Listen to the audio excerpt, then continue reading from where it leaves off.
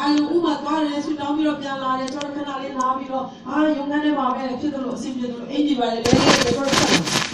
근데 저 디마 타이게지만 생각이 나 바텔로 누가 confidence 시소하네 나 나만 집에는 나 타이게들래 자 생각지가 가마 나로 아테노가 누리가 나 타나고만 딱고 마네로 나오 디다이노 아셔를 해줘네 피다마 뭐부로 센사지야랑 몰로래 저의 세차무가 저거 디네마 따야시나 피네 할렐루야 할렐루야 가들이마노 저 벼게 쉬고 또왜 진간에 가마 고향가마 고다도마 고다피소마 세차무시가래 왜냐면 되나 어부 벼게가 저러고 앞에 시인가마 에 앞에 고대차 뼈뼈비로 할렐루야 저러고 만님 빼배네 렉칸 오메 벼게 되소래 세차무네 두시 도윈 진가야라가 떼야다 시가래 할렐루야 벼게가 떼고 배도마 만님 빼도 벼게 돼 배도마 떼고 마차게래 벼게 돼 띵고 완벽히 아내는 조소비 마을 모두 구구 시간이 나마 띵 아셔만 고약해마 띵고 아내는들이 외도 비하피네 띵의 앞뒤고 탑피아도 비하피네 또 비하기에 밑단체마 무일로 야래 디네의 비하기고 주변 제수된 말에 바사레 고고고 만나고 지시함으로 맨에 세이차무 야라우데티 칠대 아띠나냐고 빼တဲ့비하기고 제수된 말에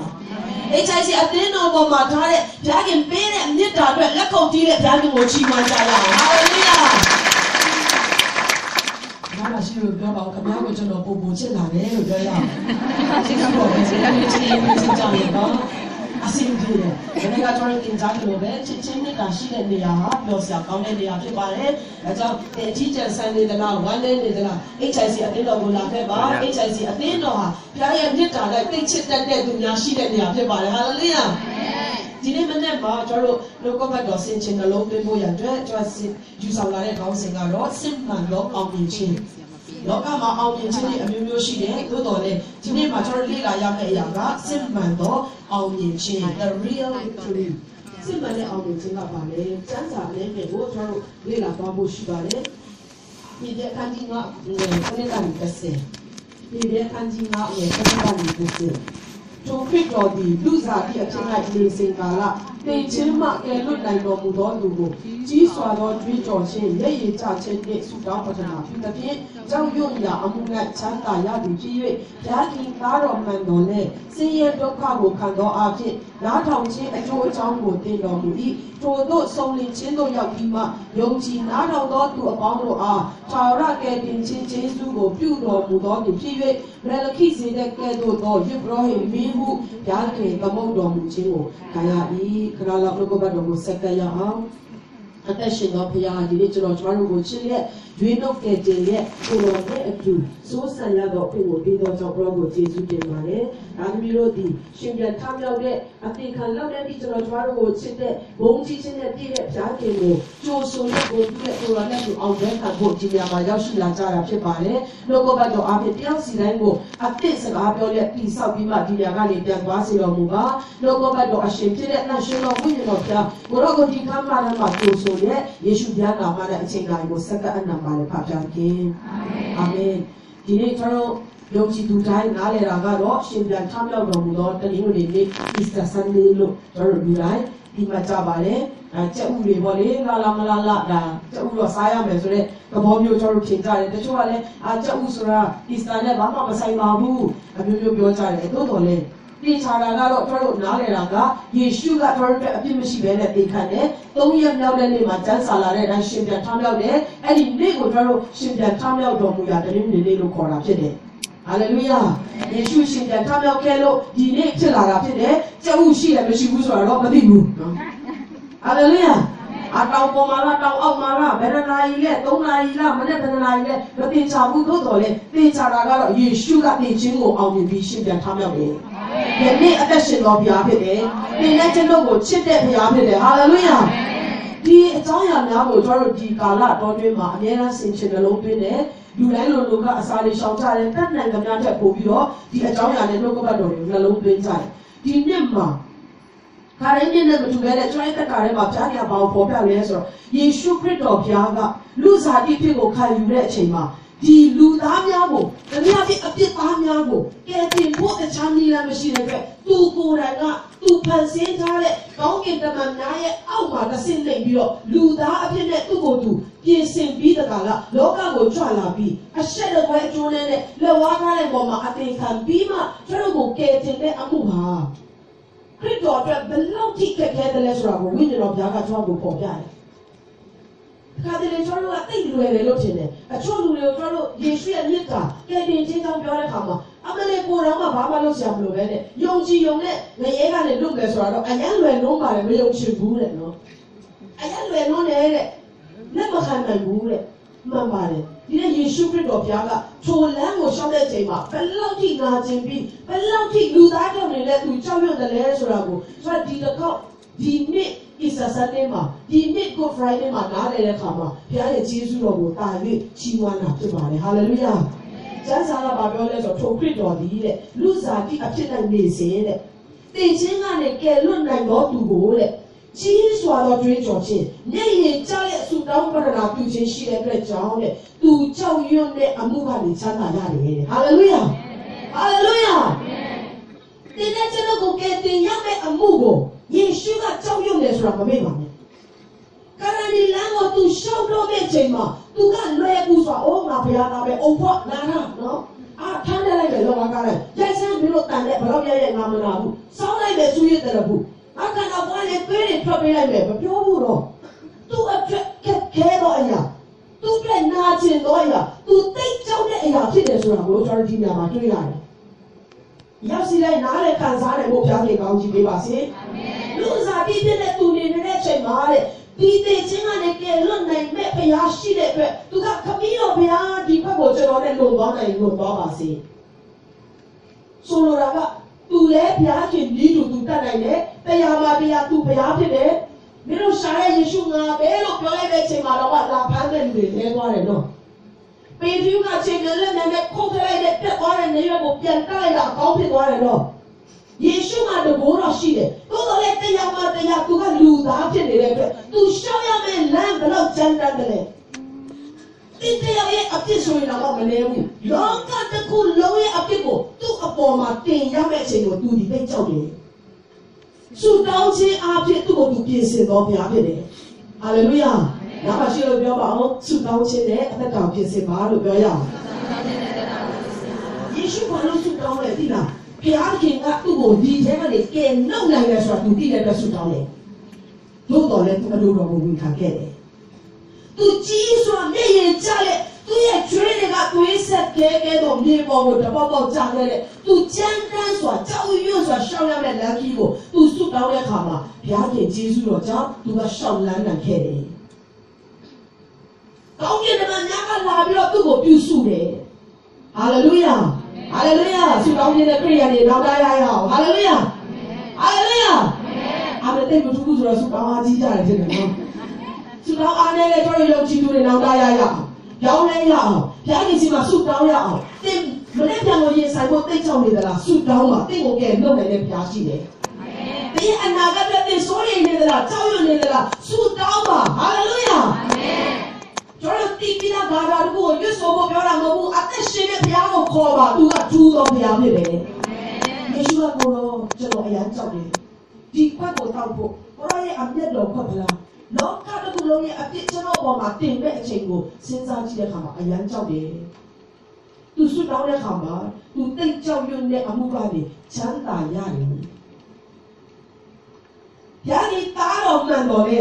ဆင်းရဲဒုက္ခကိုခံတော်အဖြစ်နားထောင်ခြင်းအကျိုးအကြောင်းကိုတင်တော်မူ၏ဟာလေလုယာအာမင်သူကိုယ်တိုင်ကဘုရားသားသူကိုယ်တိုင်ကတရားမှာတရားဘုရားဖြစ်ပေမဲ့သူကဆင်းရဲဒုက္ခကိုခံတော်အဖြစ်နားထောင်ခြင်းရဲ့အကျိုးကိုတင်ယူတော်ဘုရားဖြစ်တယ်အာမင်အငယ်ကိုဖတ်စေခြင်းနဲ့အတူတူကတင်းနှစ်သုံးထို့သောစုံလင်ခြင်းတို့ရောက်ပြီးမှယုံကြည်အားထောင်တော်သူအပေါင်းတို့အားထာဝရကယ်တင်ခြင်းကျေးဇူးကိုပြုတော်သူဖြစ်တော်မူ၍ဟာလေလုယာအဲ့ဒီလိုသူယုံကြည်ခြင်းနဲ့သူကစကားနားထောင်ခြင်းနဲ့သူခံရတဲ့ဆင်းရဲဒုက္ခတွေကနေနားထောင်ခြင်းရဲ့အကျိုးကိုသူသိယူပြီးတဲ့အခါမှာစုံလင်ခြင်းအဖြစ်ကိုရောက်တယ်စုံလင်ခြင်းဆိုတာစကားနားထောင်ခြင်းအဖြစ်ပဲရောက်တာဖြစ်တယ်他特表情말에 때 예지의 성린 진수라 사가나 ထောင်ချင်း 앞에 매장 나야 되는 일이 없지.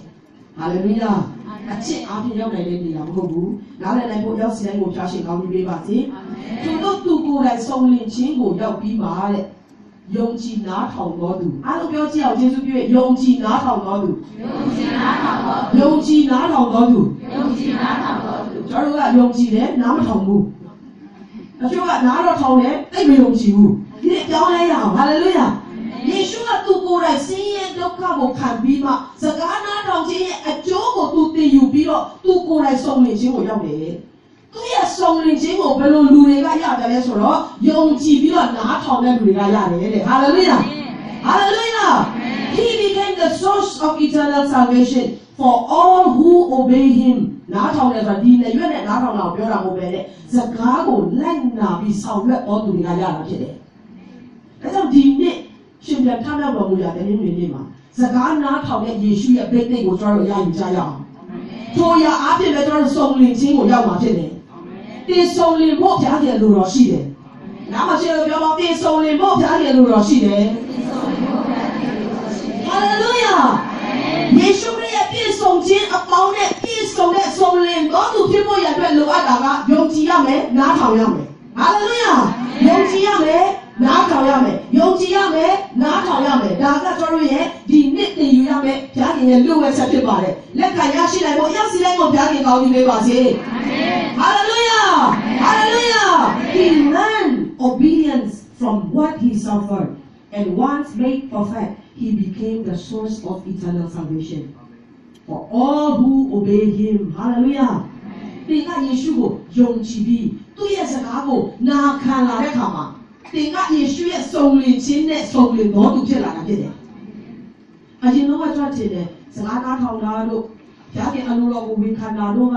ရှိရင်လည်းကောင်းတယ်။အဲ့ဒါကောင်းတယ်မရှိရင်လည်းဖြစ်တော့ဖြစ်တယ်လို့ထင်တာမဟုတ်ဘူးတော့။တပြင်းပြင်းကျွန်တော်နားလည်လာတဲ့အခါမှာယေရှုနဲ့ဆက်ဆံတဲ့လူတွေယေရှုရဲ့ပြည့်စုံခြင်းကိုပန်းနိုင်ထားပြီးရှောင်လန်းတဲ့လူတွေတွေကစကားနားထောင်ခြင်းနဲ့ယုံကြည်ခြင်းကမရှိမဖြစ်လို့အတော်ရဖြစ်တယ်။ဟာလေလုယာ။ဒီနေ့မင်းတို့လည်းမထိုင်နေတော့လူပေါင်းများစွာရှိပါတယ်။သင်ကိုကိုယ်တော်ကမြင်တယ်။သင်ကိုကိုယ်တော်ကနာမည်လည်းသိတယ်။သင်ရဲ့ယုံကြည်ခြင်းကိုမြင်ခြင်းနဲ့ဘုရားဖြစ်တယ်။သင်ရဲ့စကားနားထောင်ခြင်းကိုမြင်ခြင်းနဲ့ဘုရားဖြစ်တယ်။ဟာလေလုယာ။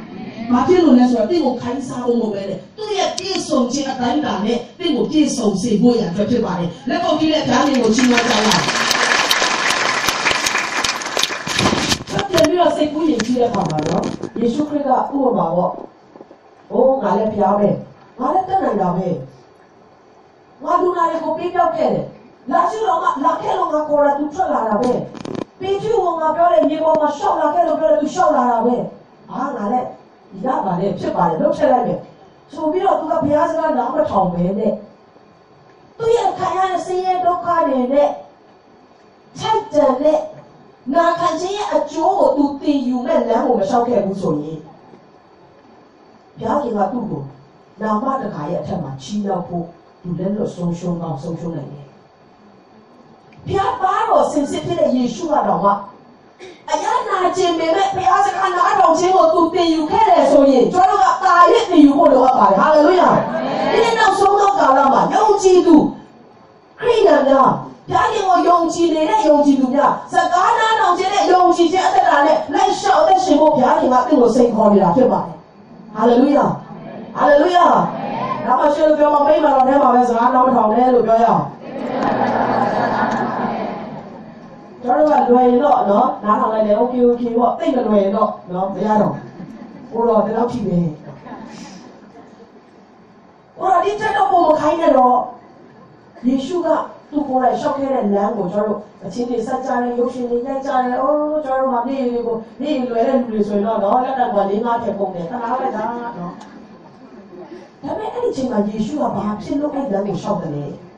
သူခံရတဲ့ဆင်းရဲဒုက္ခသူခံရတဲ့ကြမ်းတမ်းခြင်းတွေအဆက်ကွဲခြင်းတွေသူများစတွေးနဲ့ထွေးတဲ့အချိန်သူများကသူ့ရဲ့ဘားကိုပုတ်တဲ့အချိန်မင်းကဘသူရိုက်တယ်ပြောစမ်း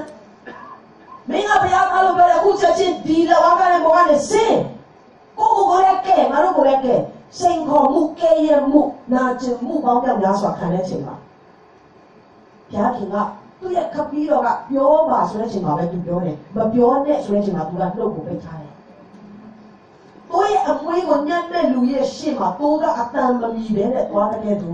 ယေရှုကနှုတ်ကိုတော့မဖွင့်ပဲနဲ့ငြိမ်သက်စွာနဲ့သူခံခဲ့တယ်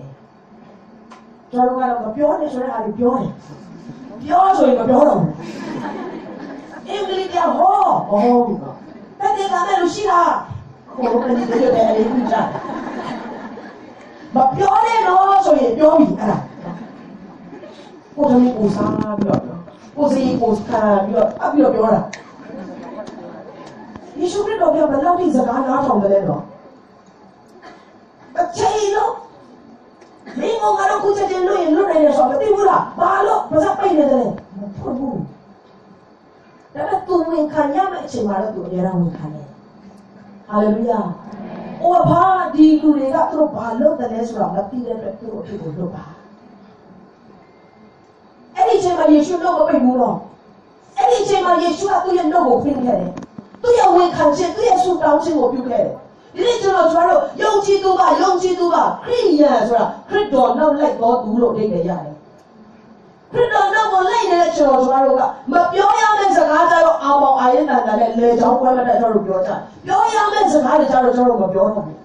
။ဆုတောင်းပေးရမယ့်လူကိုကျွန်တော်တို့မတောင်းပေးဘူး။ငြိမ်နေတာကကျွန်တော်ရဲ့အဖြစ်ဖြစ်တယ်ကျွန်တော်စကားနားမထောင်ဖြစ်တယ်။ယေရှုကအသေးစိတ်ခပြီးတော့ဖျားရဲ့အလိုတော်ခပြီးတော့ဖျားရဲ့အလိုတော်ကျွန်တော်တစ်ခါပြီးခဲ့တဲ့တစ်ခါကတရားဟောကြလို့ပေါ့နော်။ရေကနာမဆောင်နေတဲ့လူကဘယ်တော့များမလဲနော်။မျော်လင့်နေတဲ့ကြားမှာ38နှစ်ယောဂါနဲ့ရှိနေတဲ့လူကိုပဲ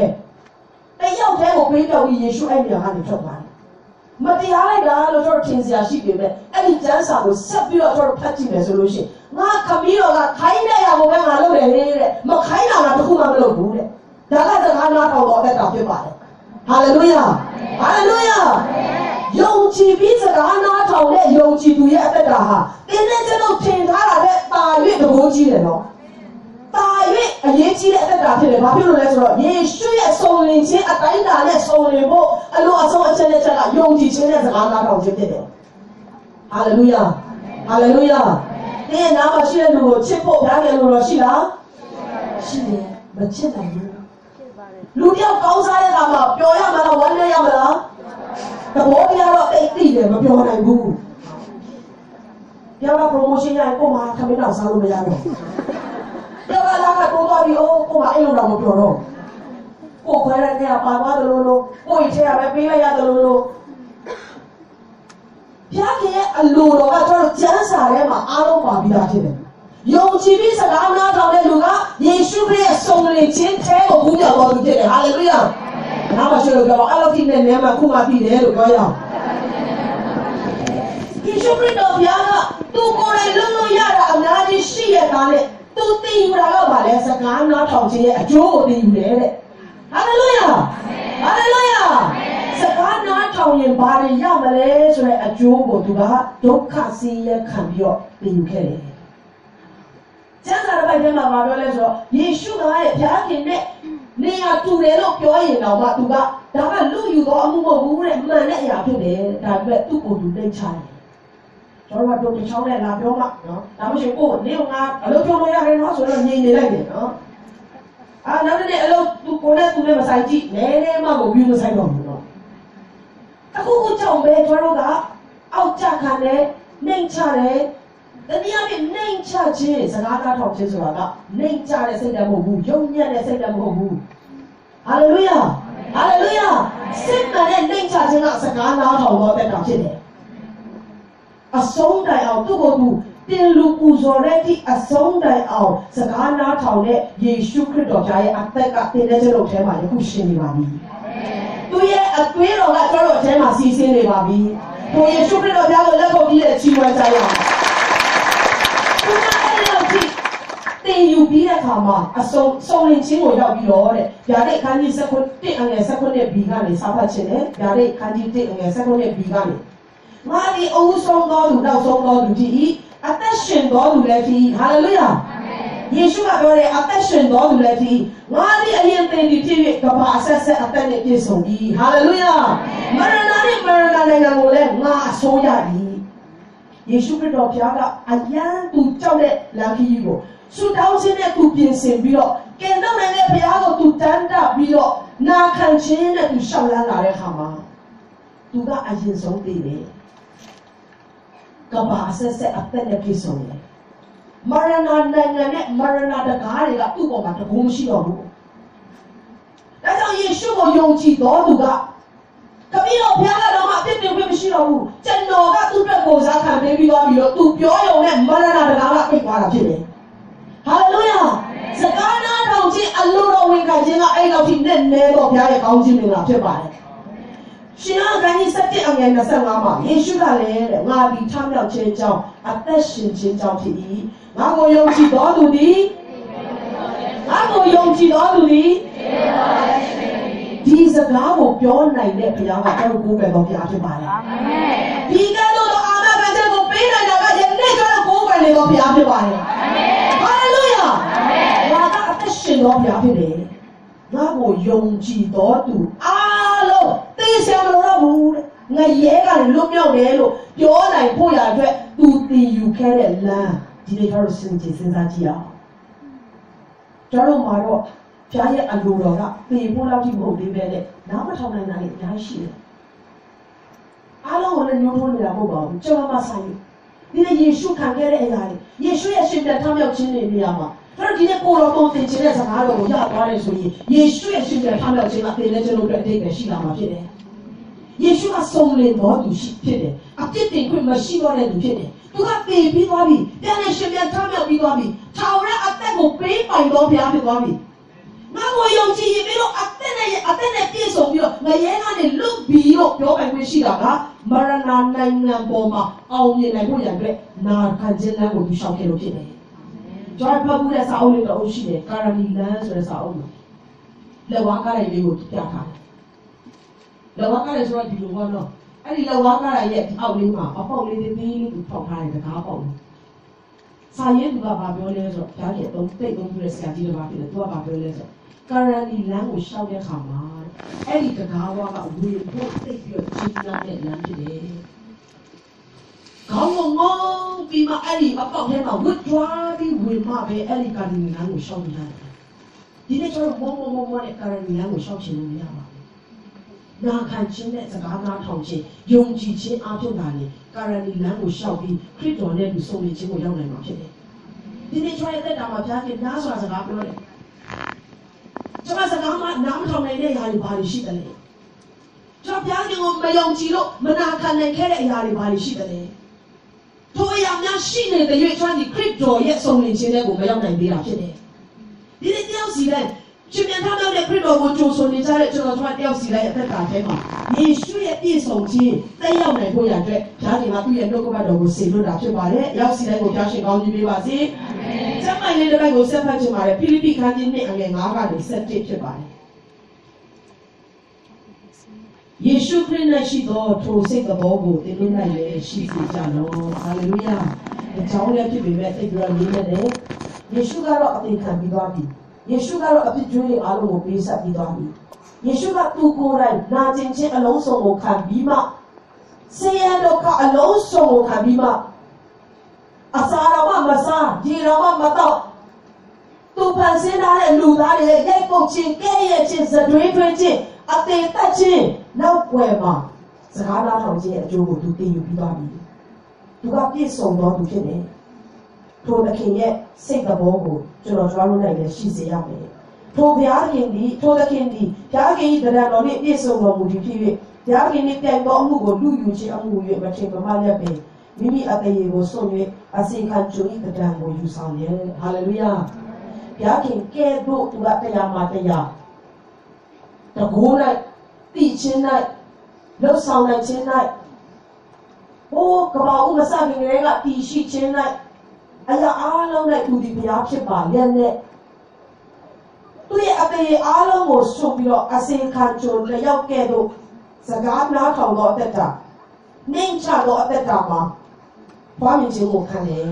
ထို့သောလူဤဂုဏ်အင်္ဂါနှင့်ပြည့်စုံတဲ့အသေးခံခြင်းသာမဟုတ်လက်ဝါးကားတိုင်းမှာအသေးခံခြင်းတိုင်အောင်အစီကြုံခံ၍ကိုနှိမ့်ချတော်မူ၏ထို့ကြောင့်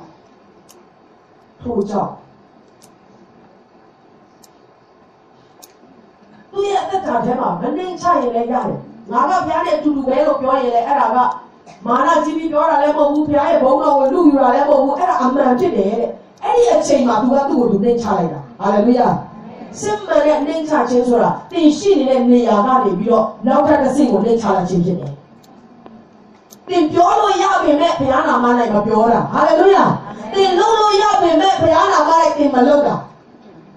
တင်မလုပ်ဘဲနဲ့နေလို့ရပေမဲ့ဘုရားနာမနဲ့တင်လုပ်တာဟာလေလုယာဟာလေလုယာစစ်မှန်တဲ့နှိမ်ချတဲ့အသက်တာစစ်မှန်တဲ့စကားနားတော်တဲ့အသက်တာရှိဖို့ရောက်စီတိုင်းကိုဖျားရှင်ကောင်းကြီးပေးပါစေအာမင်တို့ကပြောလို့ရရင်ပြောထည့်လိုက်တယ်လုပ်လို့ရရင်လုပ်ထည့်လိုက်တယ်ဒီညမှာငါမလုပ်လည်းဘာမှမဖြစ်ပါဘူးကျွန်တော်မြန်မာပြည်မှာအရင်တော့ကတော့အခုတော့မဟုတ်တော့အရင်တော့ဖြစ်စားတယ်လူကြီးသားသမီးတွေပေါ့ဘဝင်ရဆိုတဲ့လမ်းမှာဝင်လာခဲ့မရရဆိုတဲ့နေရာမှာမင်းကောက်ကိုညှက်ထားလိုက်ဘယ်သူလဲလို့မင်းငါပြင်လာပြီးပြောလိုက်ပြောရနော်အဲ့ရဖြစ်စားတယ်လေမြန်မာပြည်မှာလုံးလို့ရလို့လုံနေတာတော့မလုံလို့မရလို့တင်လုံနေရတာမဟုတ်ပဲတဲ့တင်းရဲ့ရှိနေတဲ့အရာဖြစ်နေတဲ့အရာတဲ့ဘုရားနာမ၌ဟာလေလုယာ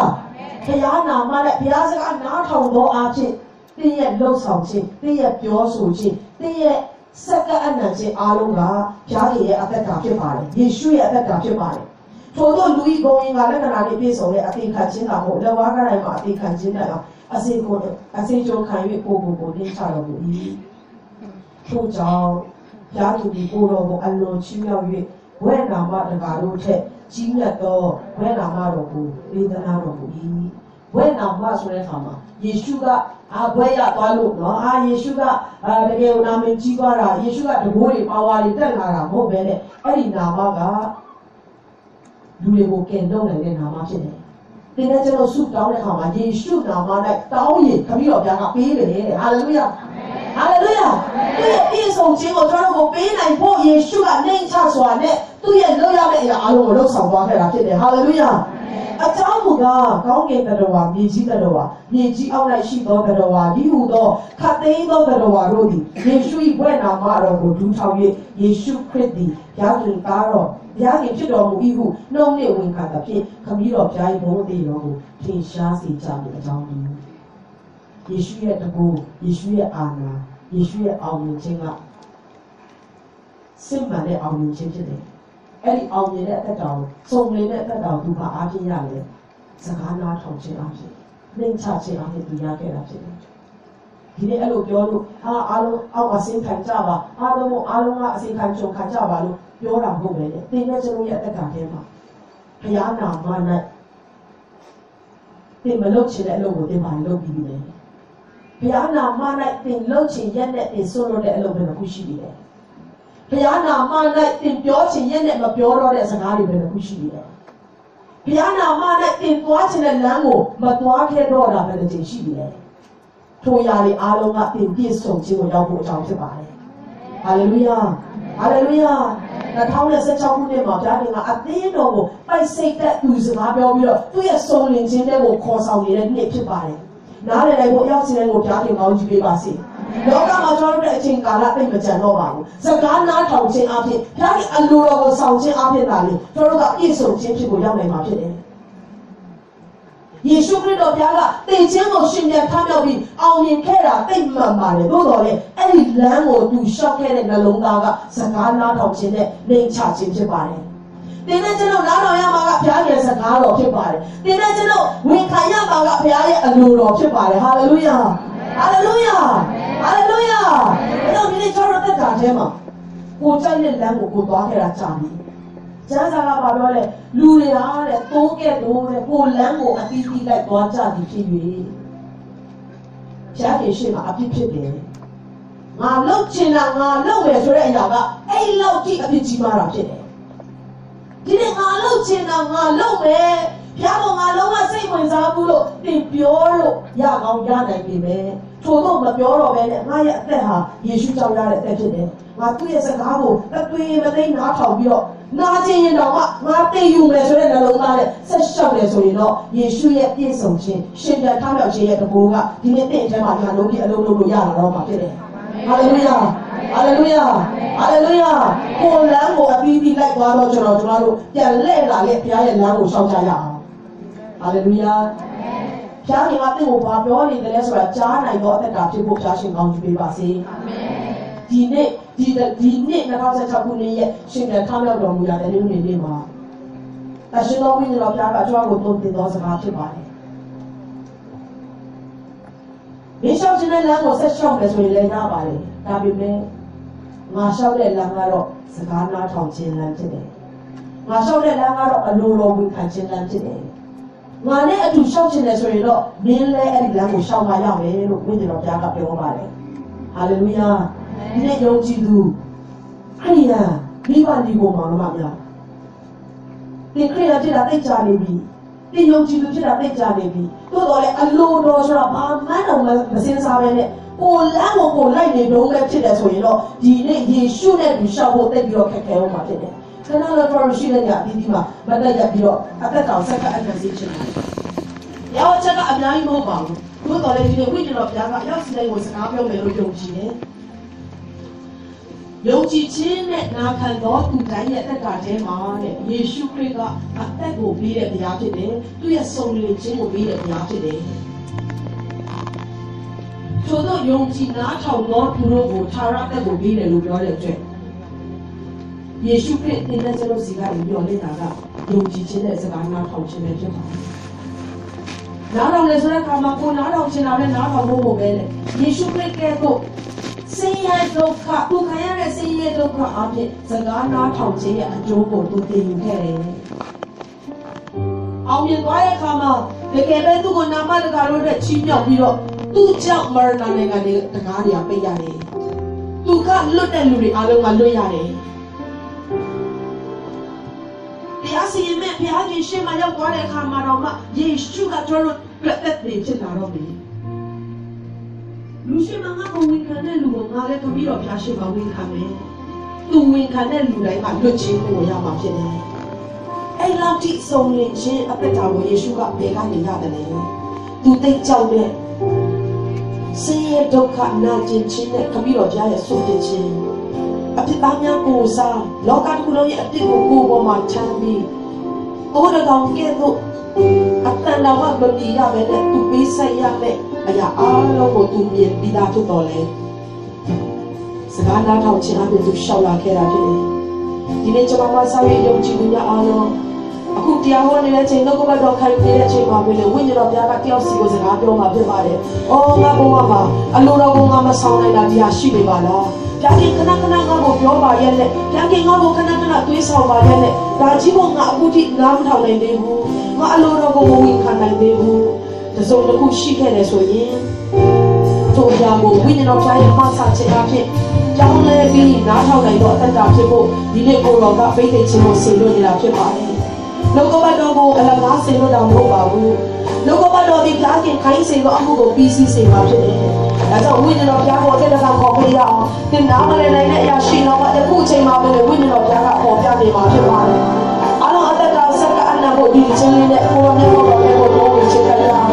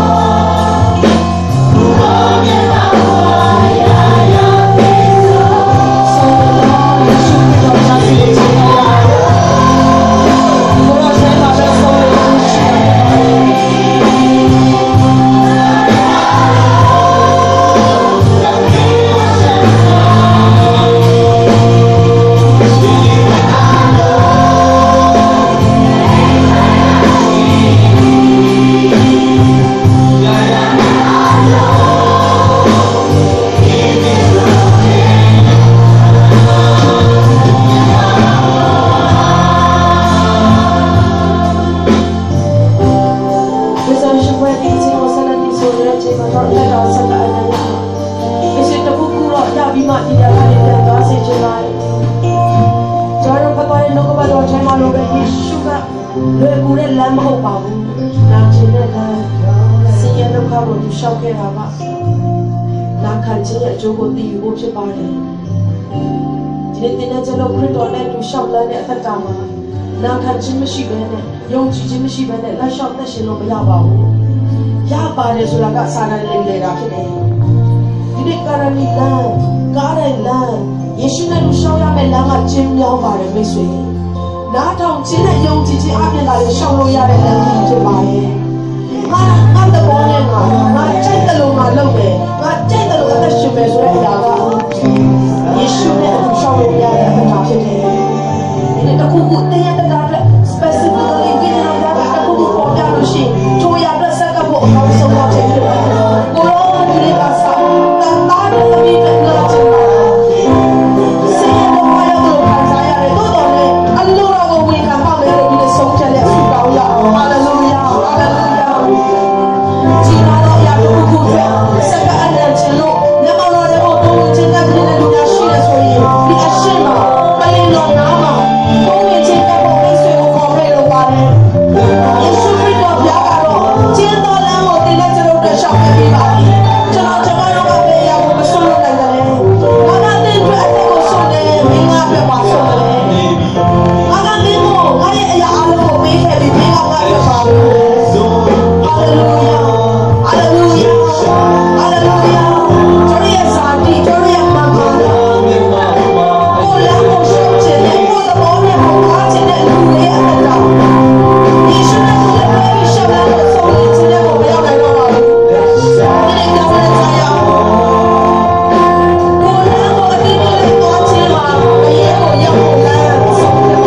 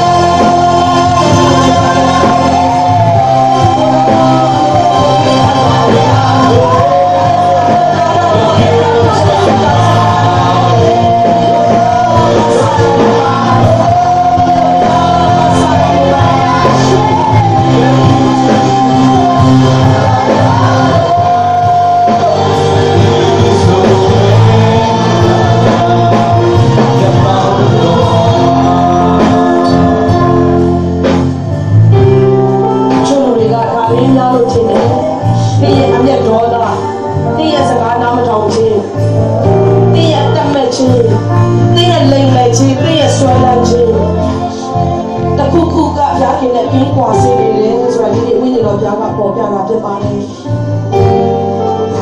ယေရှုကတော့ဆင်းရဲဒုက္ခကိုခံရစကားနားထောင်ခြင်းရဲ့အကျိုးကိုသိယူခဲ့ပါတယ်ဒီနေ့ထိုစကားကိုအပြည့်အဝနားထောင်နိုင်တဲ့ယေရှုရဲ့အသွေးတော်ကအသင်နဲ့ကျွန်တော်တို့ဖြစ်ပါတယ်ထိုယေရှုရဲ့ရှင်ပြန်ထမြောက်ခြင်းတကောကအသင်နဲ့ကျွန်တော်တို့ဖြစ်ပါတယ်ထိုအသွေးတော်ထဲမှာရှိတဲ့တကောကအသင်နဲ့ကျွန်တော်တို့ဖြစ်ပါတယ်ထိုတကောတော်ကနမိတ်နဲ့ပြစားဖို့လည်းမဟုတ်သေးပါဘူးလက်ဆိုးတွေကိုပေါင်းထုတ်ဖို့လည်းအရင်ဆုံးမဟုတ်သေးပါဘူးဘုရားရဲ့အလိုတော်နဲ့မကိုက်ညီတဲ့အရာတွေကိုတွန်းလှန်နိုင်တဲ့တကောဖြစ်ပါတယ်ဟာလေလုယာယေရှုကအသင်ကပြီးရှင်ပြန်ထမြောက်ခဲ့တယ်ထိုယေရှုနဲ့တို့ကျွန်တော်စကားနားထောင်ခြင်းယုံကြည်ခြင်းလမ်းမှာရှောက်လမ်းမယ်ဆိုရင်တော့ဒီအသွေးတော်တကောထဲမှာရှိတဲ့ခွင့်လွှတ်ခြင်းကြားမှာခြင်းတကောတော်အားလုံးကကျွန်တော်တက်တာထဲမှာစီးဆင်းလာမှာဖြစ်ပါတယ် Oh the blood of Jesus ယေရှုရဲ့အသွေးတော်ကြောင့်ဆက်ဆိုတဲ့တခြင်းလေးကိုပြီးဆိုနေတဲ့အချိန်မှာအထူးသဖြင့်ဒီအရှိမဆက်ကအနန္တနေသောယုံကြည်သူများသင်အတွက်ယေရှုရဲ့တကောတော်ကလုံလောက်ပါတယ် ယေရှုအသွေးတော်ရဲ့တကိုးတော်ကသင်ယခုဆုတောင်းဆက်ကတဲ့ငြင်းဆန်ရမယ့်အရာအလုံးကိုငြင်းဆန်စေနိုင်တော့မှာဖြစ်တယ်ယေရှုရဲ့အသွေးတော်ထဲမှာရှိတဲ့တကိုးတော်ကအလိုတော်ကိုဝန်ခံနိုင်ခြင်းအသက်တာကိုသင်ကိုအရောက်ပို့ဆောင်မှာဖြစ်တယ်အသေးစိတ်ပြားခင်ရဲ့အလိုတော်ခမည်းတော်ရဲ့အလိုတော်ကိုနားထောင်နိုင်တဲ့အသက်တာများဖြစ်ဖို့စက္ကအနံ့ရအောင်ထို့သောစက္ကအနံ့တော်ကိုနားလည်ပြီးစက္ကအနံ့နဲ့လူဒီထဲမှာတယောက်ရှိတယ်ဆိုရင်တော့မှပြားခင်ဘုန်းတော်အဲ့တယောက်အပြင်ကြီးမှဆိုထင်ရှားမှာဖြစ်ပါတယ်အသင်းတော်ကိုတော့တောင်းလဲတဲ့ဒီအဲ့ဒီလူကိုပြားခင်အသုံးပြုမှာဖြစ်တယ်အဲ့တော့ဒီစကားနားထောင်ခြင်းနဲ့ယုံကြည်ခြင်းနာခံခြင်းကိုပြားခင်ကဒီချိန်မှာနှစ်သက်တာဖြစ်တယ်အသင်းတော်ဘောကိုတော့ကတောင်းဆိုနေသောစကားဖြစ်ပါတယ်ဒါကြောင့်ယေရှုရဲ့အသွေးတော်ကိုမိကိုလည်းစက္ကအနံ့ကြရအောင်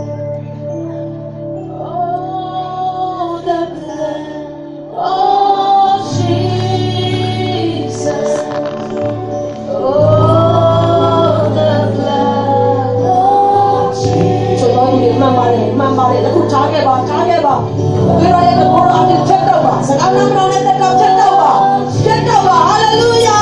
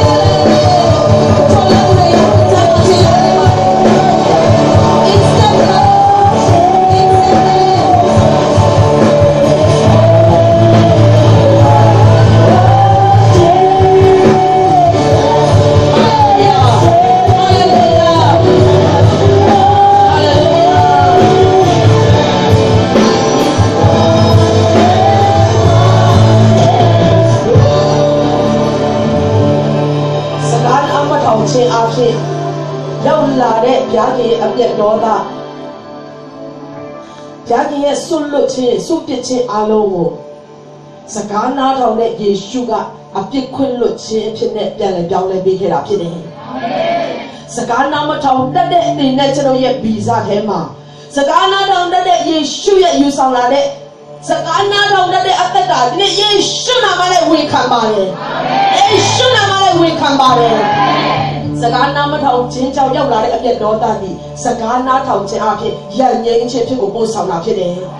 Sakana Matau chip a pit out your life, yoga with an aloe. Sakana down that ye shoot a bit of the machine at the good or town. This song was Jamati, ye shoot a man say look by it.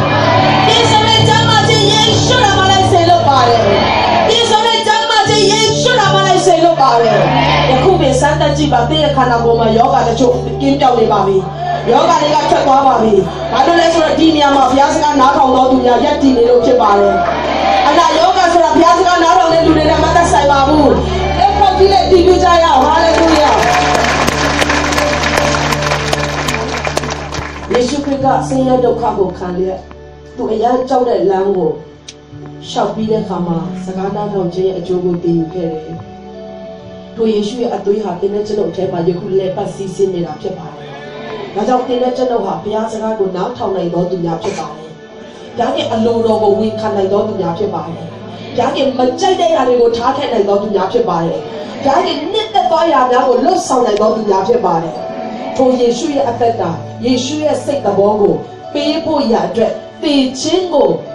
Shalan can be, Deleshim, then Tamade, Yesu Crido, Yaga, Dinima at the shin of Yapibari.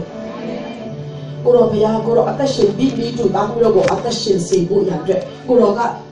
Pisa Arlo was an anatomy that Pisa carried with Jesus Robochima Mare. Dinegasa HIC Adeno Mashia Pastor Yamasa, leader Mia, volunteer Mia, team leader Mia, oh member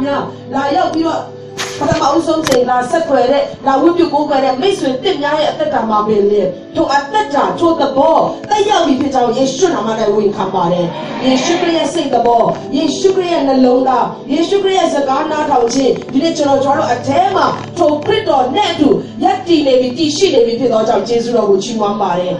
Sakana Tauchi and Lura Winkachi, Jingle Langedo Pibole, to Lango Shama, at the Goyama Pibet, Celeb your winner of Yamata, the Tolango Shama Boko, I will be on Muba. A Soma Coronet Trillia, Coronet Diligence I Trillia, Coronet Nitarogo, a Sona on Narland, like Neti, Yameti winner of the Celeb Massa, County Belo Muba. Ship the Tamil Mudo, ye Shukri of Yakorana Marogo, County Bele. As we are following at the Cane, Chima and Nidanet Chinet, the King Yeshupiana Manai, at the Tanet China Yago Dele Seka and Nambare Papiaki.